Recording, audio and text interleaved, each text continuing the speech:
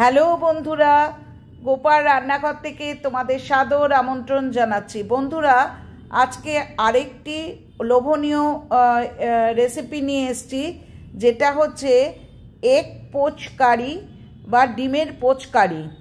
এটা হয়তো ইউটিউব চ্যানেলে প্রথম আমি দেখাচ্ছি, তবে আমি বলবো না যে এটা আমার ইনোভেশন। এটা পুনাতে থাকাকালীন আমি আমার এক দিদির কাছ থেকে শিখেছিলাম, যে আজকে আমাদের মধ্যে নেই। অঞ্জুদি, তোমাকে মনে রেখেই তোমার একটা রেসিপি আমি আজকে সবার সামনে নিয়ে আসছি। সেটা হচ্ছে এগ পোচ কারি। অত্যন্ত সুন্দর খেতে লাগে, অত্যন্ত সুন্দর খেতে লাগে। তখন আমি খেয়েছি, আজ থেকে 20-25 বছর আগে যেন আমার মুখে লেগে আছে। তো প্রথমে এর জন্য দরকার হচ্ছে ডিম। এই ডিমের কটা পোচ করে নিতে হবে। তো পোচ করতে অল্প বিস্তর সবাই জানি। পেঁয়াজ গ্রেট করে নিতে পারেন, কুচিয়ে নিতে পারেন। আদা, রসুন, কাঁচা লঙ্কা, শুকনো লঙ্কা, টমেটো, 2টো টমেটো, এর একটা পেস্ট করে নেবেন।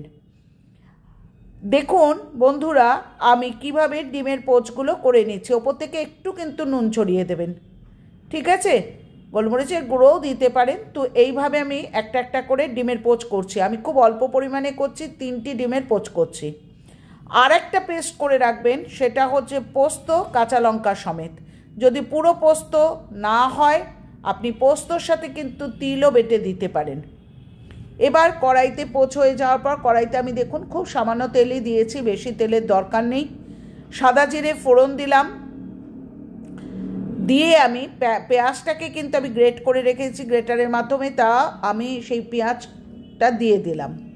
পেঁয়াজটা যখন ভাজা ভাজা মতো হয়ে এসছে, দেখুন পেঁয়াজটা প্রায় ভাজা ভাজা মতো হয়ে এসছে, অর্থাৎ ব্রাউন কালার ধরেছে, তখন আমি এটার মধ্যে নুন দিয়ে দিলাম। 1 চামচ নুন দিয়ে দিলাম। যেহেতু আমি কম পরিমাণে করব, 3টে এগ পোচ কারি করব, সুতরাং আমি অল্প নুন দিলাম।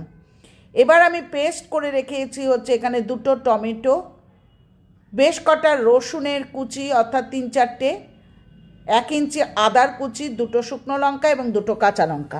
এটাকে মিক্সিতে ঘুরিয়ে নিয়েছি। ভালো করে কিন্তু মশলাটা কষাতে থাকবেন। এখানে মশলা বলতে দিতে হচ্ছে 1 চামচ হলুদের গুঁড়ো, 1 চামচ কাশ্মীরি লঙ্কার গুঁড়ো, 1 চামচ ধনে জিরের গুঁড়ো দিয়ে আমি মশলাটাকে ভালো করে কষাতে লাগলাম। বন্ধুরা, আমি পেঁয়াজের আইটেম মানেই সব সময় বলি যে পেঁয়াজটাকে ভালো করে কষাতে হবে, আদারওয়াইজ কাঁচা গন্ধ লাগলে কিন্তু ভালো লাগবে না। এখানে আমি তিল এবং পোস্ত দুটোকে একসাথে কাঁচা লঙ্কা দিয়ে বেটেছি। আপনি যদি সম্ভব হয় পুরোটা পোস্ত দিয়ে করতে পারলে আরও সুন্দর লাগে। এবার ভালো করে কষাতে লাগলেন। আমি বারবার বলছি যে এটা যদি ভালো করে না কষান তাহলে কিন্তু স্বাদ আসে না, এবং যে কোনো জিনিসের স্বাদটাকে ব্যালেন্স করার জন্য একটু মিষ্টি দিতে হয়। সুতরাং একটুখানি মিষ্টি দিয়ে নিলাম। দিয়ে আমি বারবার বলছি যে এই জায়গাটা আপনি ভালো করে কষিয়ে একদম শুকিয়ে নিন। পাশে গরম জল করতে দিন। সেই গরম জল কিন্তু অল্প বিস্তর গরম জল এতে ঢেলে আবার আংশাতে শুরু করুন, ঠিক আছে?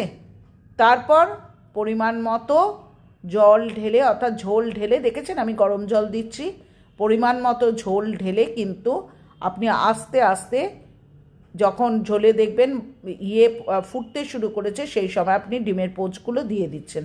দেখেছেন বন্ধু, আমি ডিমের পোচগুলো দিয়ে দিয়েছি।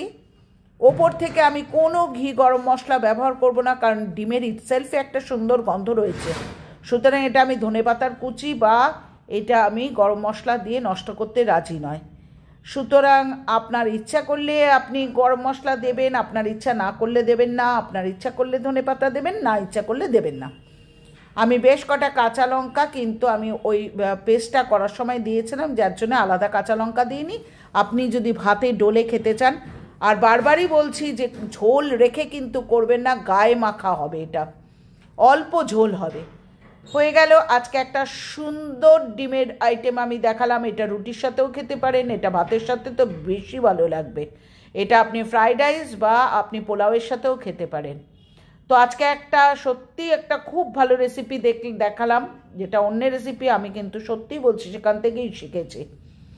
আর পুরনো বন্ধুরা যেমন করে সহযোগিতা সমর্থন করছো সেইভাবেই করো, আমি সত্যি তোমাদের কাছে কৃতজ্ঞ। নতুন বন্ধুরা বেল আইকনটা প্রেস করো, চ্যানেলটাকে সাবস্ক্রাইব করো, লাইক করো, কমেন্ট করো, শেয়ার করো। আজ আসি, টাটা।